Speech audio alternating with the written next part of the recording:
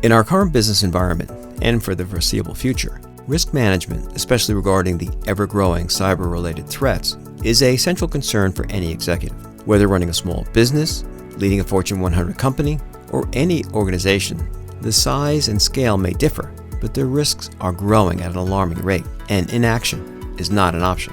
Planning, validating, implementing, and monitoring cybersecurity systems can be daunting, from how to get started to facing the reality of continuous investment. To discuss these and other cyber-related issues, we're joined by Linda Rust, founder of SecureThink, a cybersecurity advisory firm.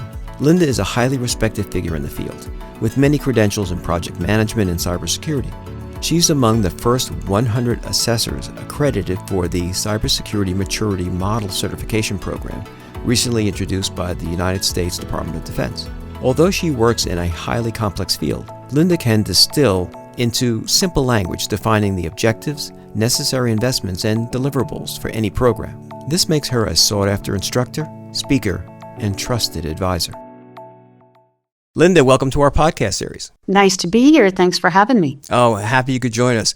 Linda, you're a strategic advisor, and you started your own business in the cybersecurity space. You're highly credentialed in cybersecurity, including the Cybersecurity Maturity Model Certification. That's a mouthful. CMMC for short.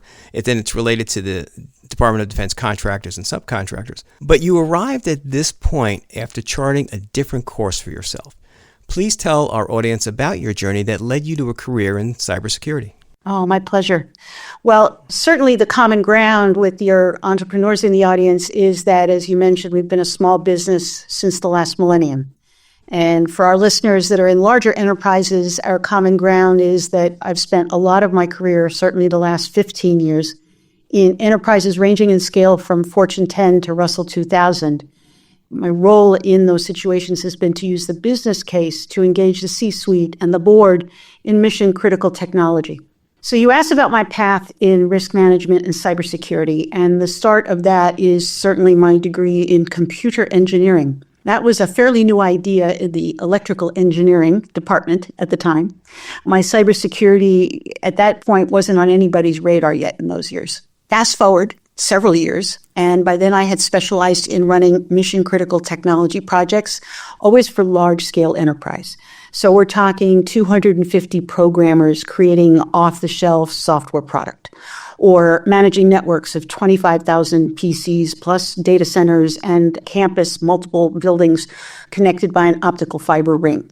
Fairly large-scale stuff. I found that in those situations, time and again, the biggest breakdowns we hit came because technology was often being used to force change in the business. And yet nobody was actually paying attention to the business impact. The technology had center stage, everybody's attention was on that, and it was breaking some business operations. So I had gone to school thinking of myself as a hard scientist, hardware, software, circuits, programming, stuff that requires math and logic. In this context, I realized I needed a different set of skills to deal with the business problems, because that was more often about people and process and what is very often dismissed as soft skills, even though it's really a lot more than that.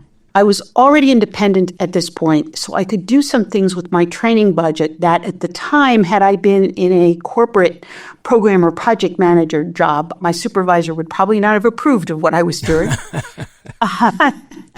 But I found and I trained diligently on some great resources for those business skills and those tools. So fast forward again, I found myself on a project at a Fortune 500, and it just so happened that the nature of the technology we were rolling out was cybersecurity. I hadn't really done anything with cyber prior to that.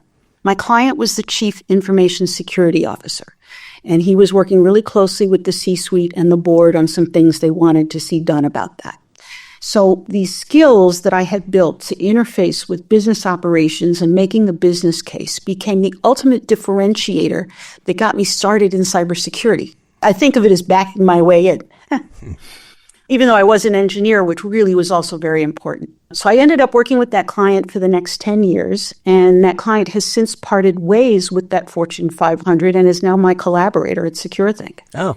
Yeah, along the way, I've picked up a string of alphabet soup, as you've mentioned, those credentials. Lots of acronyms behind my name, and mostly I just think of that as suggesting that maybe I've learned a thing or two about cyber along the way. That's a good start on the perspectives and the experience. Well, we appreciate you bring a wealth of experience to our podcast. And, I was thinking that whether you're a small business, though, or a Fortune 100 company or any organization in between, risk management and cybersecurity should be a central concern. How do you approach leaders in creating a starting point for assessing their systems, and especially cybersecurity and resilience in general? Well, that is a great question because I find in various forums like LinkedIn, for example, I'm frequently sharing my philosophy on that point, and I tend to come at it from a different angle than most people. But I get a lot of feedback that it's a useful angle. So here's what I say. I say that frequently we as technologists come in shooting ourselves in the foot. Because if we walk into the room and the first thing we talk about is risk, nobody wants to talk about risk, and certainly nobody wants to own risk. But if I walk into the room and I say, first thing we should get clear about is who owns these assets. And by assets, that could be systems like the payroll system or the enterprise resource planning system, the ERP system or HR systems. It could be the data. So who owns those assets? And actually, I've had very good luck in saying, one of the ways I phrase the question is Gartner has said that data and technology is a business asset and that IT is the steward of that asset. On a scale of 1 to 10, how much do you agree or disagree with that statement? I have had very high success where the business person with no tech background whatsoever will say, I'm 10 on a scale of 10 on that. The business owns the asset. Great. If they didn't say that, well, then we'd have a discussion as to what their philosophy is. But if they say that they own the asset, now, in some ways, I've got them engaged because frequently the business will then say, but the cyber risk belongs over there to the chief information security officer. Well, it doesn't work that way. Risk is an intrinsic characteristic of the asset.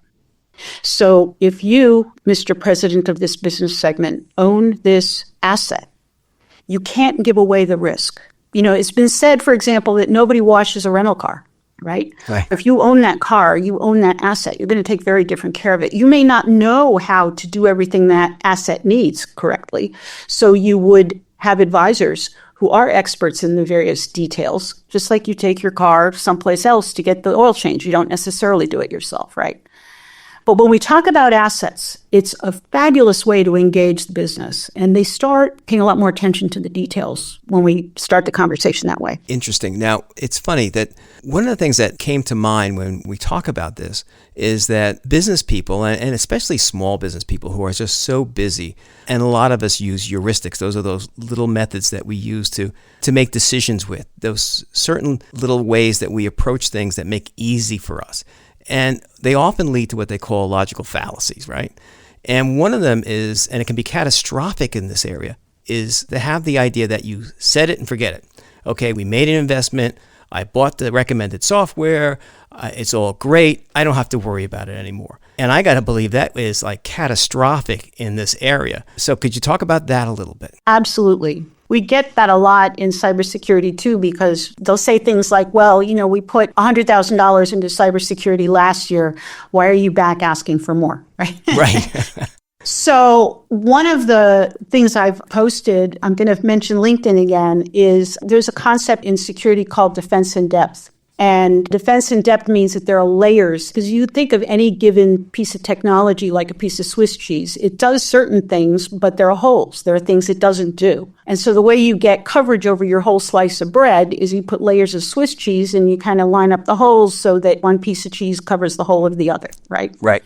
So this defense in depth strategy is really, it's a military strategy that goes back a long, long way as just conceptually. And we use that in cybersecurity. So first of all, the attackers are always coming at us in new ways. And so we need to make sure that maybe we need a new piece of Swiss cheese to help block a hole that they've just created or one that they've discovered that we didn't know we had. The other thing I find is consistently true is just like your car doesn't stay washed, your lawn doesn't stay mowed, your hair doesn't stay cut, right? It takes maintenance. And so it's really very important that we continue to just pay attention and keep things maintained. It's all about dealing with change, the acceleration of change.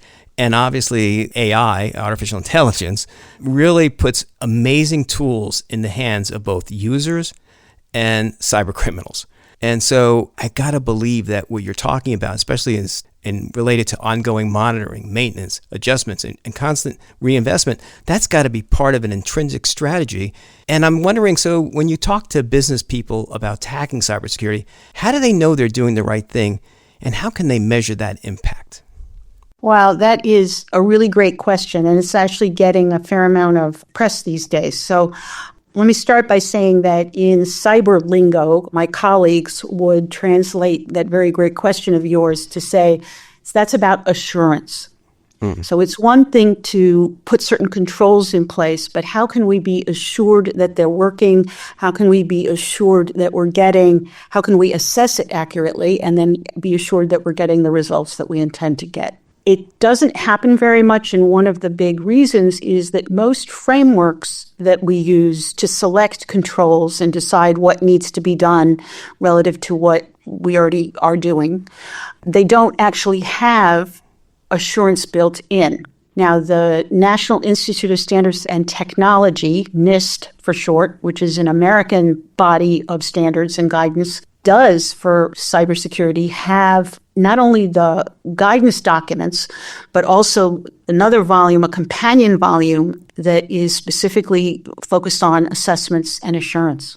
I have to say that question you ask, especially on behalf of small companies, I would love to see more of that business leaders engage with cybersecurity. I can tell you that cyber, for the most part, doesn't get that kind of attention at all. And as a result of that, American Department of Defense has been very frustrated with how little attention is given to cybersecurity.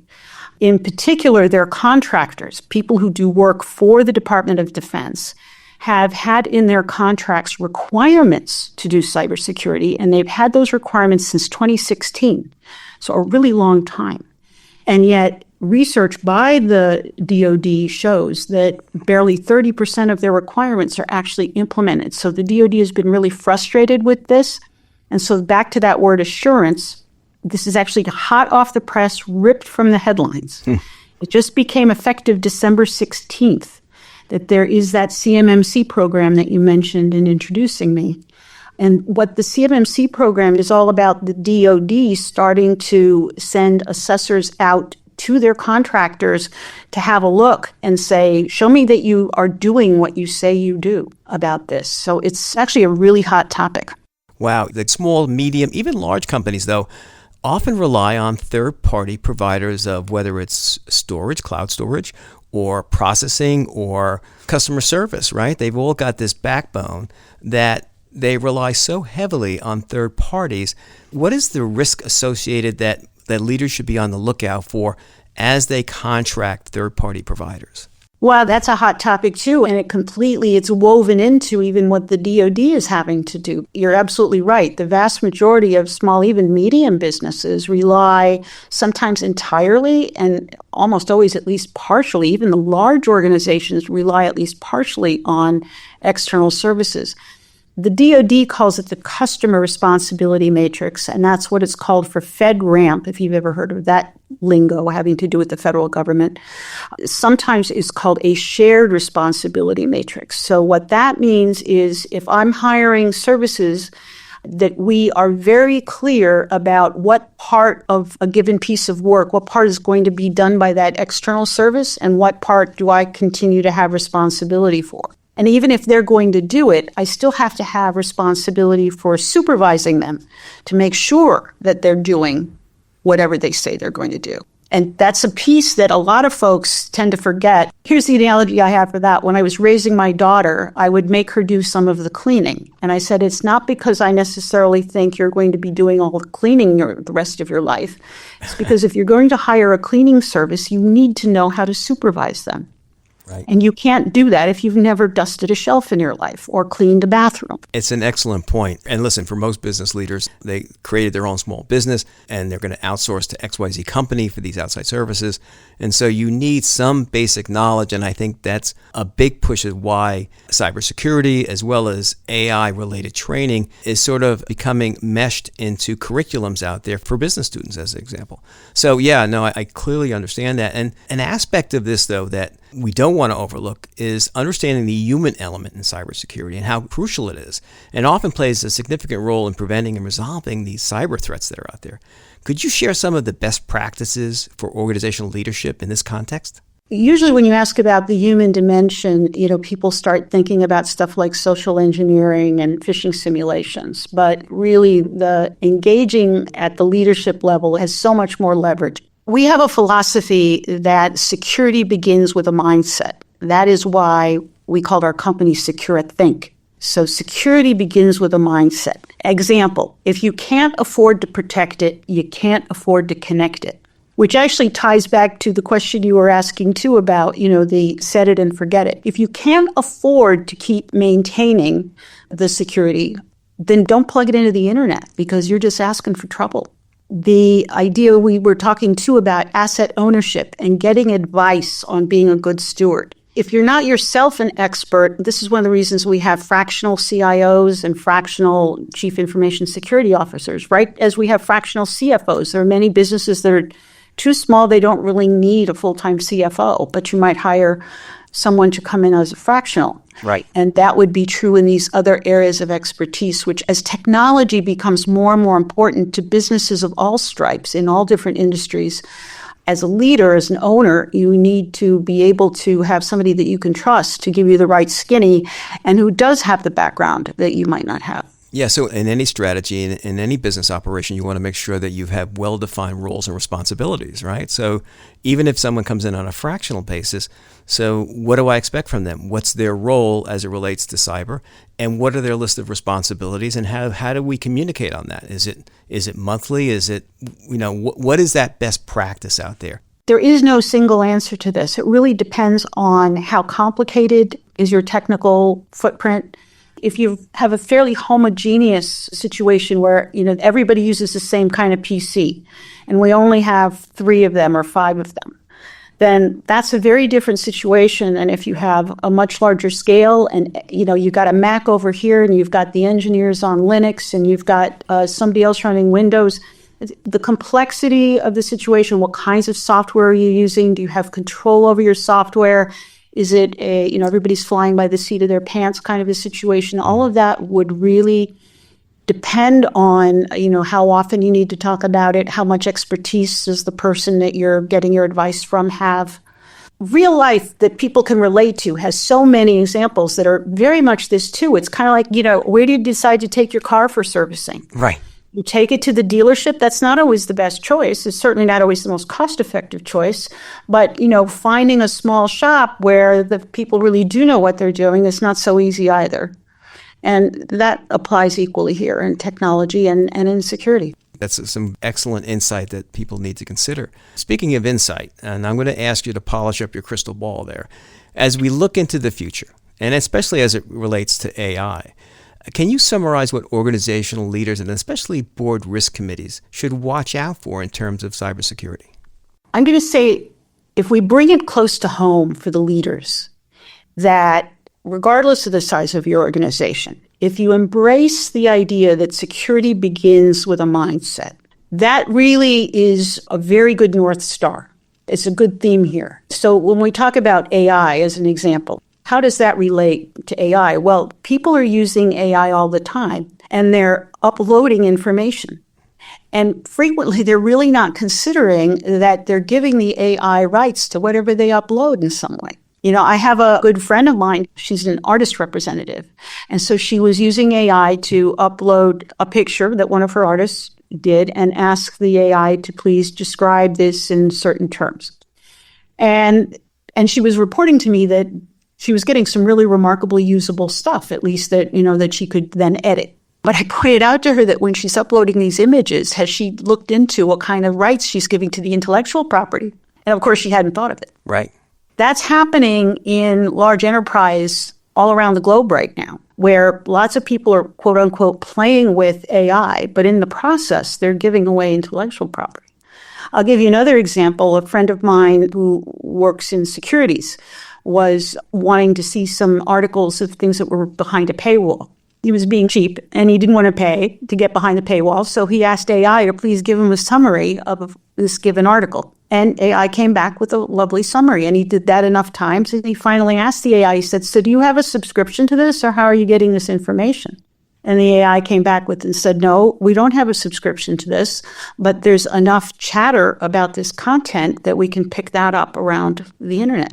Interesting. So, truly, security begins with a mindset. This is why engaging people and really engaging the mindset and getting folks to buy into the idea that one of the things that will be most powerful in harnessing human creativity and our core humanity to get around AI, along with all these other hackers and the cracks they find in our defenses. If we can together adopt an agreement that the best security we can have is a good mindset.